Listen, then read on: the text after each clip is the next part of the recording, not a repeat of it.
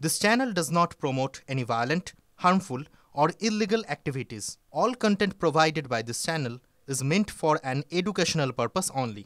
Top quality और consistent performance के लिए सिर्फ सिल्वर पंप नाम याद रखना। এবার একটা ছবি দেখাই আপনাদের। রাস্তার সরকারি সাইনবোর্ডে টিএমসি পার্টি অফিস লেখাকে ঘিরে বিতর্ক।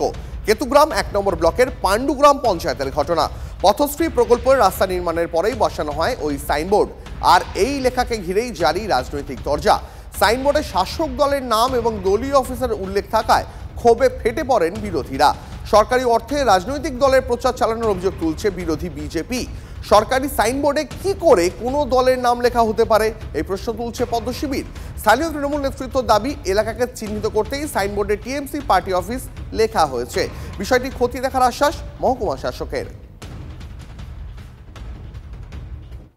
কোন পার্টি থেকে করা হয়েছে এটা?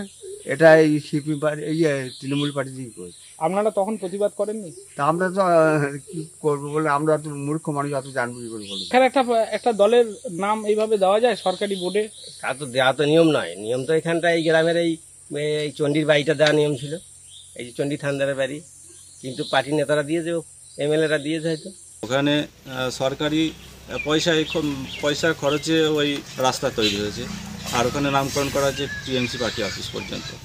তার মানে সরকারি খরচে নিজের পার্টির একটা প্রচার চেষ্টা চলছে এখানে। এটা নিছক জায়গাটার পরিচিতির জন্যে নামটা দেওয়া হয়েছে, এতে আলাদা কোনো উদ্দেশ্য নাই যে এতে তৃণমূলের কিছু ভালো হবে, তৃণমূলের প্রচার একটা হবে, এসব কিছু না।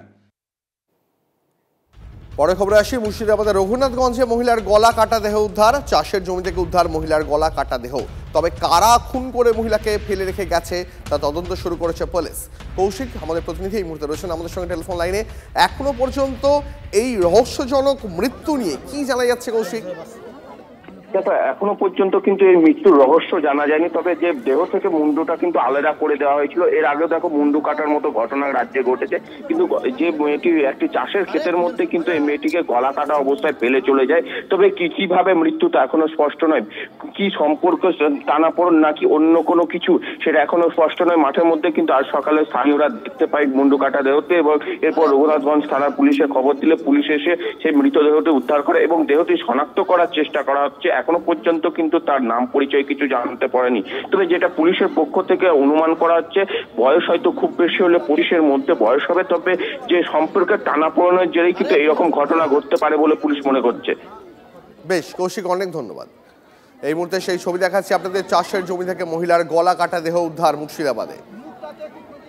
সকালবেলা এসেছি এখানে কাজে এসেছিলাম, আমি দেখতে পেলাম এখানে প্রথমে আমাদের এই পাড়ার 2-4 জন ছেলে ফোন করলো যে এখানে আমাদের এখানে একটা অর্ধনগ্ন মহিলা পড়ে আছে, অবস্থায় গলা কাটা। আমরা এসে সকলে গ্রামের লোক জিনিস দেখলাম এখানে এইভাবে পড়ে আছে। শারীরিক অত্যাচার কি করেছে? শারীরিক অত্যাচার মনে হয় অর্ধনগ্ন অবস্থায় যেহেতু আছে, তদন্ত করে বোঝা যাবে।